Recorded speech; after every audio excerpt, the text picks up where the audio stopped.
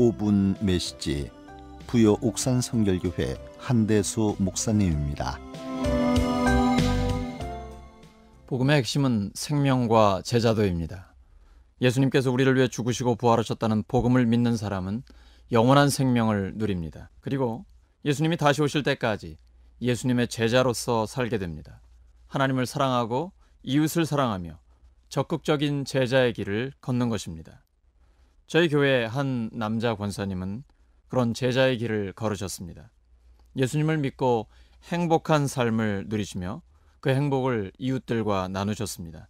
당신의 자녀들을 자랑스러워하시고 늘 대견해 하셨습니다.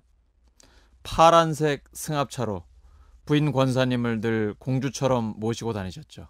마을 주민과도 형제처럼 가까이 지내셨습니다.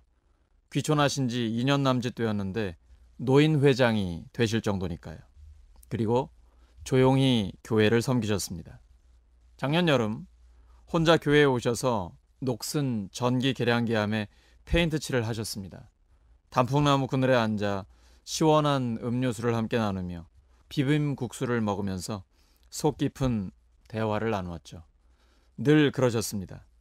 계단에 부서진 곳이 있으면 보수해 주시고 어린이들이 타고 노는 방방이 녹슬지 않도록 질 좋은 페인트를 칠해 주셨습니다. 얼마 전 주일 오후에는 권사님 댁에서 차를 마시며 신앙적인 대화를 나누었습니다. 아들 같은 목사에게 진심 어린 격려를 해주셔서 저에게는 큰 힘이 되었습니다. 여러 교회를 경험하시면서 아쉬웠던 점을 진솔하게 말씀해 주셔서 귀한 교훈을 얻는 시간이었습니다. 그때 저는 주일 오전 예배 대표 기도를 부탁드렸고 권사님은 흔쾌히 그렇게 하기로 하셨습니다. 그리고 4일 뒤 권사님은 갑자기 하나님의 부르심을 받으셨습니다. 너무 갑자기 떠나셨습니다. 유족들은 물론 저희 교우들은 굉장히 충격을 받았습니다. 장례식장으로 가는 차 안에서 저는 참 많이 울었습니다. 권사님과 함께한 좋은 추억들이 떠올라서 하염없이 울었습니다. 가슴이 아팠습니다. 마음이 아픈 것은 어쩔 수 없습니다. 하지만 성경에는 이렇게 기록되어 있습니다. 사도 바울의 고백이죠. 이 땅에서 사명이 있어 교회를 섬기는데 사실은 이 땅을 떠나 천국에서 주님과 함께 있는 것이 훨씬 더 좋다고요. 그것이 사실입니다. 이것을 믿기 때문에 권사님을 소망 중에 보내드릴 수 있었습니다. 교회는 그런 제자들을 길러내는 곳입니다. 복음으로 영혼을 구원하고 제자들을 양육합니다.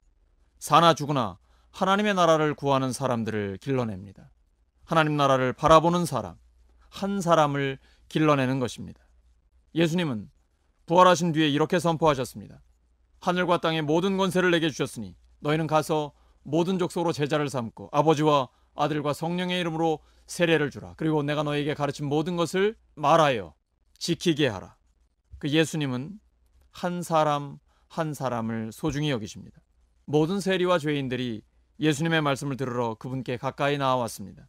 그 당시 정치 종교 지도자들에게 버림받고 사회적 지탄의 대상이 되었던 왕따들이 예수님께 찾아왔습니다.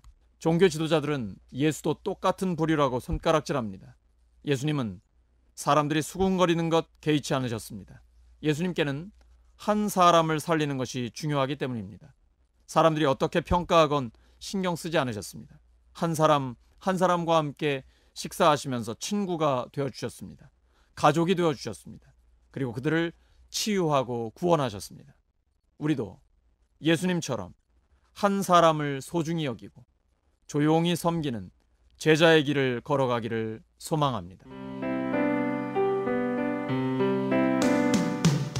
5분 메시지 부여 옥산 성결교회 한대수 목사님이었습니다.